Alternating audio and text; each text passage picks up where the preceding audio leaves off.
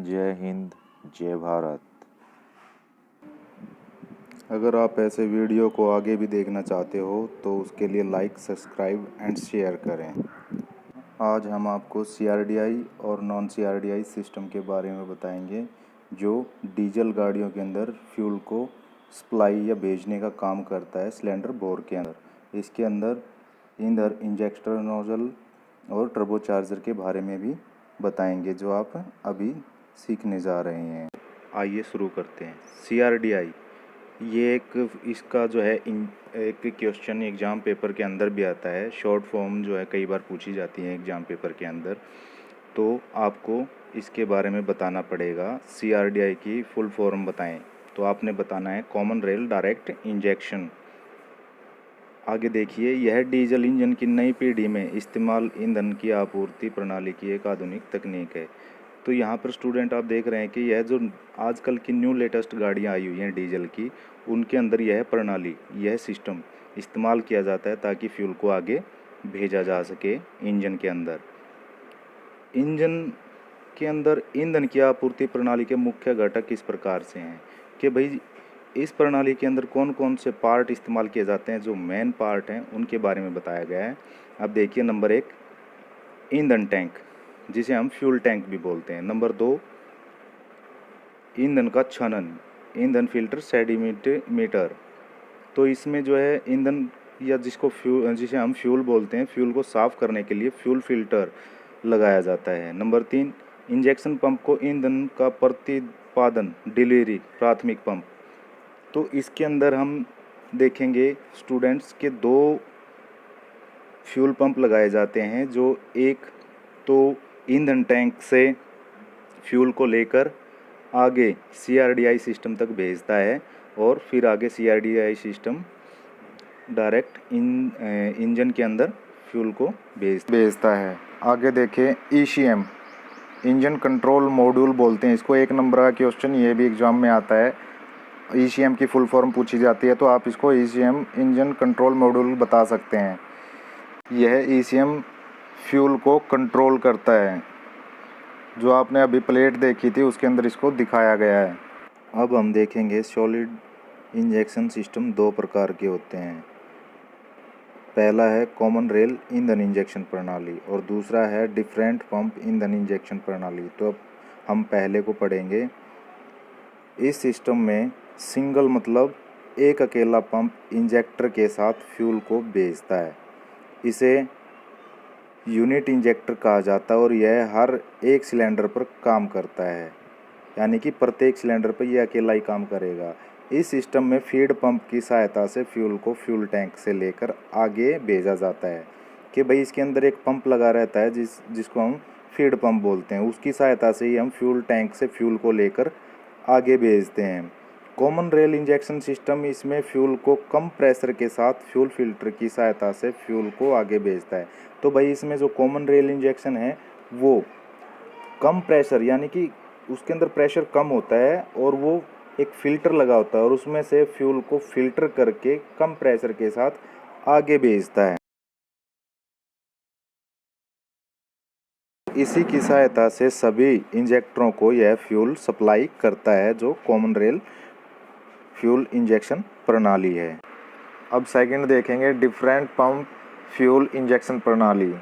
इस प्रणाली में फ्यूल को फीड पंप के द्वारा फ्यूल टैंक से लिया जाता है और आगे भेजा जाता है, जिसे इंजेक्शन पंप की कैम शाफ्ट द्वारा संचालित किया जाता है। और इसको भाई इंजेक्शन पंप की कैम शाफ्ट आपने देखी होगी, जो ऊपर वाल्वों को खोलने और बंद करने के लिए प्रयोग की जाती है। उसी प्रकार से इसमें भी एक कैम लगी रहती है जो इसको चालू करती है।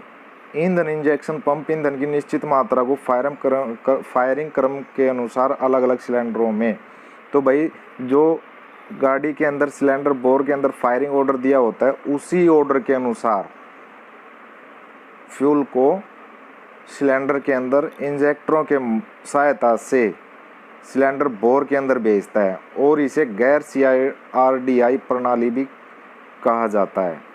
अब नेक्स्ट देखेंगे ईंधन इंजेक्टर नोजल।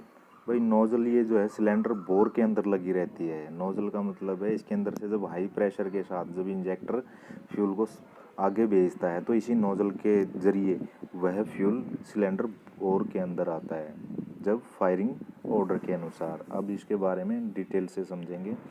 सिलेंडर में न्यूनतम कणों के रूप में महीन फुहारा ऑटोमाइज और उच्च मात्रा में ठीक से ईंधन डालने के लिए ईंधन इंजेक्टर का नोजल प्रयोग किया जाता है। कि भाई ऑटोमाइज का मतलब होता है जैसे हमारे जो बार्बर होता है, जो जहाँ पे सैलून जहाँ हम कटिंग वटिंग करवाते हैं, जैसे नाई का एक फुहारा होता है, जब वो हमारी कटिंग करने से पहले हमारे सिर पर फ्यूल का स्प्रे करता है, छिड़काव करता है पानी का, उसी प्रकार से यह जो नोजल है इंजेक्टर नोजल, जब फायरिंग ऑर्डर आता है तो उसी हिसाब से यह नोजल फ्यूल का हाई प्रेशर के साथ बिल्कुल बारीक कणों में फुहार बना देती है।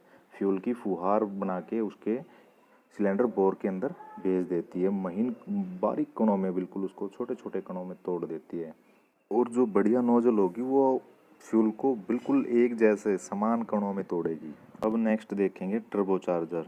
टर्बो चार्जर एक इस प्रकार का सिस्टम है कि जैसे इंजन की एक कैपेसिटी होती है, एक लिमिट होती है कि भाई इतनी ज़्यादा में वो उस लिमिट के अंदर वो है पावर को तैयार कर सकता है या पैदा करता है। तो यह टर्बो चार्जर अगर उस इंजन के ऊपर लगा दिया जाए तो वह अपनी अक्षमता से, अपनी कैपेसिटी से ज़्यादा अधिक पावर पैदा करेगा। तो अभी हम इसके बारे में देखेंगे। टर्बो चार्जर के अंदर एक टरबाइन लगी होती है जो हवा और फ्यूल को मात्रा को प्रेशर के साथ इंजन के अंदर भेजती है, जिससे और अधिक मात्रा में शक्ति पैदा होती है, जो बलपूर्वक भेजती है। और इनको है ना सामान्यतः ट्रक, कार और बसों में प्रयोग किया जाता है। टर्बो चार्जर को पेट्रोल और डीजल यानी कि आंतरिक दहन इंजन में प्रयोग किया जाता है। भाई ये सभी प्रकार के पेट्रोल, डीजल, सभी प्रकार के इंजनों में जो इंटरनल कंबेशन इंजन है उनके अंदर इसका प्रयोग किया जाता है। और अब टर्बो चार्जर की सर्विसिंग देखेंगे। टर्बो चार्जर आमतौर पर 1,50,000 चक्र प्रति मिनट का काम करता है। कि भाई जो टर्बो चार्जर है वो 1 मिनट में 1.5 लाख चक्कर जो है ना प्रति मिनट के हिसाब से टर्न करता है, काटता है, घूमता है। टर्बो चार्जर की सर्विसिंग निर्माता द्वारा अनुशंसित नहीं है। मतलब कि जो इसको बनाने वाले जो मेकर हैं, जो इसको तैयार करते हैं, उन्होंने सर्विस करने का कोई प्रावधान नहीं दे रखा है कि भाई इसकी सर्विस की जा सके। लेकिन तेल की सील